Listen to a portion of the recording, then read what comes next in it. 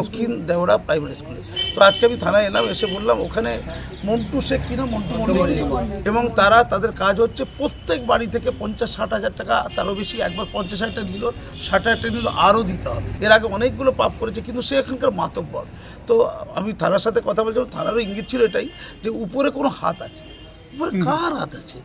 এই মন্টু মল্লিক সংখ্যালঘু মুসলমান জায়গায় এই অত্যাচার, গুন্ডামি হচ্ছে, হাতটা কার আছে?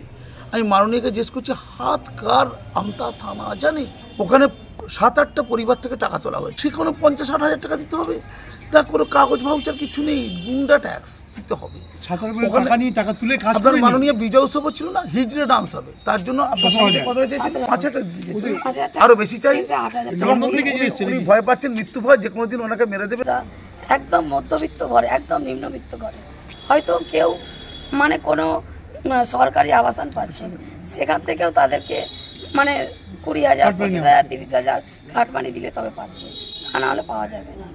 কোনো মানুষের নাম এসেছে সরকারি খাতায়, সে বাড়ি পাবে, কিন্তু সেই নামটা লিস্টে কেটে দেওয়া হচ্ছে। কেন হচ্ছে এগুলো? সব করা হচ্ছে তৃণমূল কর্মীদের সাথে। এগুলো একমাত্র। আচ্ছা, একটু ডিস্টার্ব করি, এখানে যতজন এই দেওড়া অঞ্চলে আছেন প্রত্যেকেই কিন্তু তৃণমূল পার্টির আমরা কিন্তু তৃণমূলেরই লোক, অন্ধ সমর্থক। তাহলে পার্টির গুন্ডার অংশের লোক, পার্টির যারা ভদ্র স্বচ্ছ মানুষ, তাদের উপর অত্যাচার চালাচ্ছে। মাননীয়কে বলছি, আপনার দলেও ভালো মানুষ আছে, স্বচ্ছ মানুষ আছে, প্রতিবাদী মানুষ আছে, তারা কোণঠাসা, তারা অত্যাচারিত, তারা নিগৃহীত, তারা উপেক্ষিত, তারা অবহেলিত, তারা অসম্মানিত। কেন চোরগুলো এত গুরুত্ব পাবে কেন? তোলাবাজগুলো এত গুরুত্ব পাবে কেন? এটা আপনাকে বুঝতে হবে, আপনি পুলিশ মন্ত্রী। পুরো এলাকাটা তদন্ত করে দেখলাম যে ভীষণভাবে এখন এখানে দুর্নীতি চলছে। বিশেষ করে কিছু মানুষ, শুনলাম কিসা মন্টু মল্লিক, আরও অনেকগুলো মল্লিক টল্লিক এই ধরনের আছে, তারা জোরপূর্বক গরিব মানুষদের কাছ থেকে টাকা তুলছে, ঘর দেওয়ার নাম দিয়ে টাকা তুলছে, আর মহিলাদের ধর্ষণের চেষ্টা করছে, মহিলাদের শ্লীলতাহানির চেষ্টা করছে। এ সমস্ত আমরা সরেজমিনে তদন্ত করে দেখলাম। আমরা সংশ্লিষ্ট প্রশাসনকে এ ব্যাপারে আমরা প্রতিবেদন আকারে সাবমিট করব।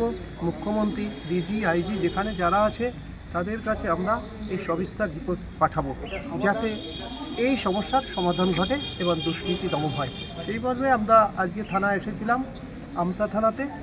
সেখানে আমরা অফিসারদের কথা বললাম, তারাও আমাদের প্রতিশ্রুতি দিয়েছে যাতে এই ধরনের ঘটনা না ঘটে, তারাও দেখবেন।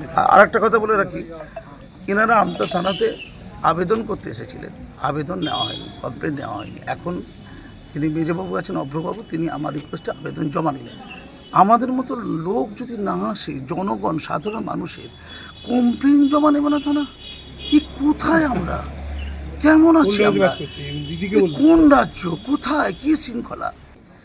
খেলা নিয়ে তোলাবাজি, এমএলএ কাপের নামে তাই তোলাবাজি। এমএলএ কাপ কি হচ্ছে জানি না। এমএলএ কাপ খেলার জন্য নির্মল কাপ কি? এমএলএ কাপ, নির্মল কাপ, সরি হলো। আমাদের এমএলএ কাপ খেলার জন্য আমাকে বলা হয়েছিল, আমাদের এখান থেকে 33,000 টাকা তবে রেসিটা তোমাকে দিতে হবে। আমি বললাম, দেখো আমাদের সাধারণ গরিব মানুষ, রোজ খেটে খাওয়া মানুষ, আমরা কোথায় পাবো? আমাকে একটাই কথা বললো, যদি না দিস দেশ ছাড়া করবি, দেশ ছাড়া হবে, দেশ ছাড়া গ্রাম ছাড়া হবে, এবং তার থেকেও বড় কথা ঘর বাড়ি লুটপাট করা হবে।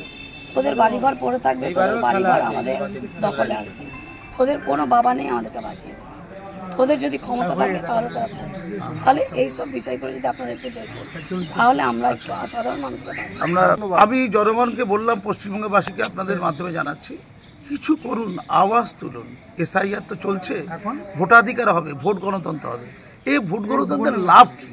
যেখানে মানুষের সুখ নেই, স্বাচ্ছন্দ্য নেই, নিরাপত্তা নেই, সন্ত্রাসের রাজত্ব, ভয়ে কুকুরে আছে সাধারণ মানুষ, ভয়ে কুকুরে আছে। এর নাম খেলামেলা নয়, এর নাম অশান্তি। এই বেঁচে থাকার তো মূল্য নেই, এ তো মনে মনে বেঁচে থাকা। একটু বাঁচতে দিন মাননীয়া, হ্যাঁ একটু বাঁচতে দিন আমতার মানুষদেরকে, রাজ্যের মানুষদেরকে।